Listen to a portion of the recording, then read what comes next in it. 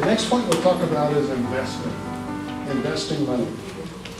So for this one, we're going to look at the parable of the 10 talents. Is that one familiar to you also? You know, that's where the nobleman came in. He was going to go off for a while.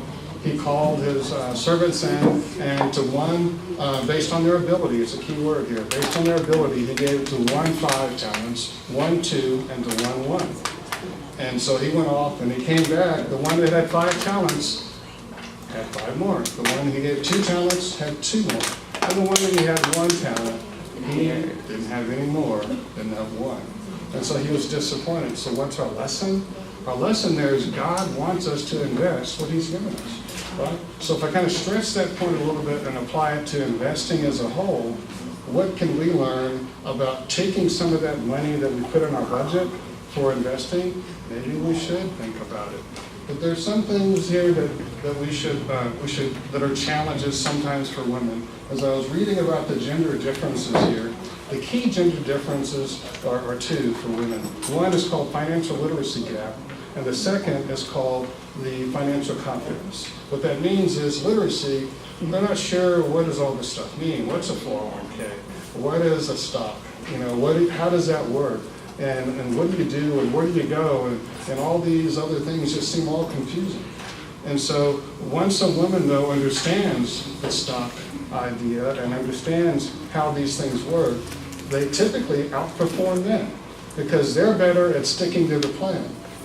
Once lady was saying that a man might go and jump on that hot stock of the day, you know, Apple or Alibaba or some companies coming out with what's called an IPO, an initial public offering. And so everybody's out trying to buy that, but the woman is thinking, well, no, because I can earn more money here where I am.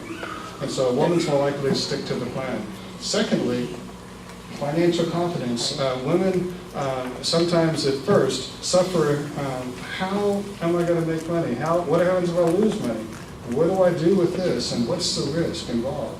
And the head of Merrill Lynch Behavior Finance did a study and found that women and men are about the same once the woman's confidence is elevated up to his level. Once that they understand how risk works and how the reward works, they can do just as well as men. As a matter of fact, they usually handle risk better because they stay, again, with the plan and they go with the right level of risk for how long they plan to invest. So if we put both of those things together, if men and women both would go, and go ahead, next slide. So before I give you maybe the action points on this, is I don't expect everyone to get 100. I just want to ask you some questions. So what is a ticker symbol? It's a graphical stock symbol like McDonald's arch. It's a stock symbol made up of letters identifying a company like MCD stands for McDonald's. What's a stock symbol indicating that a stock is profitable? B. B. All right. How do you pick a 401k mutual fund when given a list? Pick one you've heard before. Look at the return on investment in the last year or more. Look at the one that has the right amount of risk for me. Both A and B. Both B and C, or both A and B. B and C. And it's B and C. Okay? And then number 3, buying a single company stock provides a safer return than buying a mutual fund that contains that stock. Not necessarily. Is that true or false? False. It's false, because if you buy the mutual fund, you have a better chance of a return because the other stocks in there, one stock you buy might go down, but the other ones might go up. Number 4, suppose you have $100, and I'm going to ask you a math one here, okay? This is a conceptual math, not a real math problem. So I want you to lock up on it. It's not math class. So suppose you have $100 in a savings account earning 2% interest a year.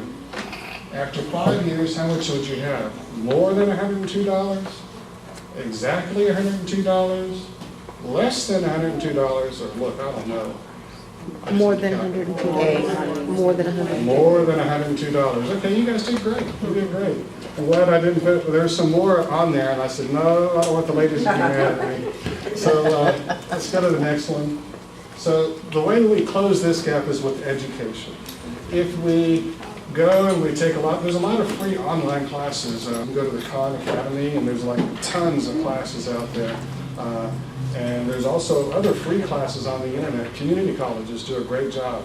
And then the program that you just said, I forgot the name, Consumer Credit Counseling. Thank you, Consumer Credit CCC. Counseling. They have some great classes there. I was looking at their list of things.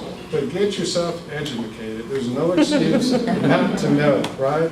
Because if someone else is around you talking about stuff, at least you'll have, it turns on the radar and you'll find out like, oh, that conversation was more interesting than I realized. I've heard them talk about that stuff before. I didn't know they were talking about what a good investment to buy. And here I've heard good news, I didn't even know it. Find a credible mentor. There might be someone you know who's already doing this. If there's not, talk it up and then kind of get a group of you together and go and take the class together. And also you can start small. You know, there's online things that you can pretend like you have the money. They give you a portfolio of $100,000 and then you can pretend like you're investing and it will track from when you invested to how the stock is really doing. So you can see how your play portfolio is really working. It's a great tool for kids, a great tool for adults, but it's a way to learn, to practice and see how you're doing.